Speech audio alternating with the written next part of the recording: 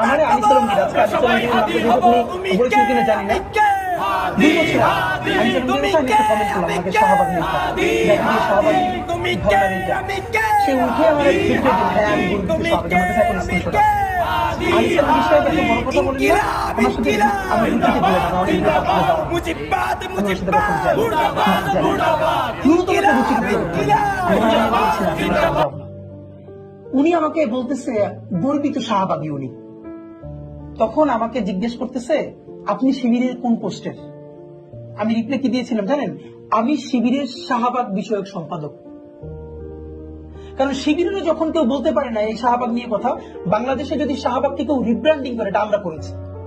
শাহবাগকে জনতার ওই যে এলিট যেই মব ছিল, আবার দেখেন এখন মব আসছে না তো, 100 বছরের মধ্যে রাষ্ট্রীয় স্পন্সরশিপের সব থেকে বড় মব হলো শাহবাগের মব। পুরো বিচার ব্যবস্থা ভেঙে দিয়ে মানুষের দেওয়া হয়েছে।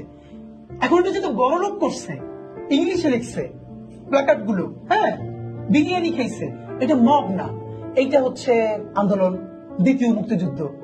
আর দাবি আদায়ে জুলাইয়ের আহতরা যদি কেউ দাঁড়াই যাচ্ছে কোথাও, এটাকে আমি সমর্থন করি না, কিন্তু আমরা কিন্তু ক্যাওয়াসের মধ্য দিয়ে যাচ্ছি।